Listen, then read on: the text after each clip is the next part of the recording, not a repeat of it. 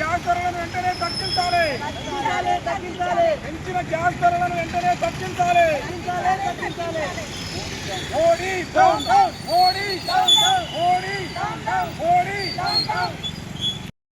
ఏ రోజైతే 11 సంవత్సరాల కింద ఎక్కి అంతకుముందు ఉన్నటువంటి ప్రభుత్వం చేసినటువంటి పనులకన్నీ మేము తగ్గించుకుంటూ చేస్తాము, ఈ భారతదేశ సార్వభౌమత్వాన్ని కాపాడతామని చెప్పి ప్రమాణం చేసినటువంటి ప్రధానమంత్రి కానీ శాఖకు సంబంధించినటువంటి మంత్రులు కానీ ఇవాళ 95 రూపాయలు ఉన్నటువంటి బేరలు 64 రూపాయలకు అయిన తర్వాత 70 రూపాయలు డీజిల్ పెట్రోల్ అమ్మొచ్చు. అటువంటి దానికి బోంగ ఇంకా అదనంగా 2 రూపాయలు పెంచుకుంటూ పోయి అదే విధానంగా సామాన్యుడు ఇంత వండుకొని తినకుండా గ్యాస్ సిలిండర్ మీద 50 రూపాయలు పెంచడము చాలా దుర్మార్గమైనటువంటి చర్య. ఈ చర్యను సిపిఐఎం పార్టీ భారతదేశం మొత్తం కూడా ఖండిస్తూ వ్యతిరేకంగా యుద్ధ ప్రాతిపదిక మీద వాపసు తీసుకొని ఏదో 50 రూపాయలు పెంచి 5 రూపాయలు తగ్గిస్తాం 10 రూపాయలు తగ్గిస్తామంటే కలవకుండా పెంచినటువంటి ఛార్జీలను వెంబటే ఉపసంహరించుకోవాలని చెప్పి కేంద్ర ప్రభుత్వాన్ని ఆ శాఖ మంత్రి భారత సిపిఎం పార్టీ కోరుతున్నది.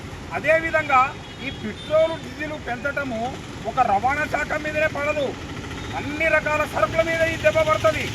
డబ్బుల కానించి పప్పుల కానించి పిండ్ల కానించి ప్రతి ఒక్క ఐటమ్ పెట్రోల్ డీజిల్ లేకుండా నడిచేటటువంటి పరిస్థితులు లేవు. అలాంటి పరిస్థితుల్లో తగ్గియవలసింది పోయి రేట్లు పెంచడం అనేది చాలా దుర్మార్గమైనటువంటి చర్యను.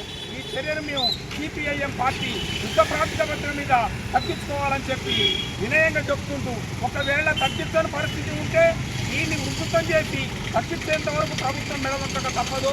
అదే విధానంగా చెప్తున్నాం, మామూలోడు ఇంత వండుకొని తినాలంటే సిలిండర్ తెచ్చుకునే పరిస్థితి లేదు.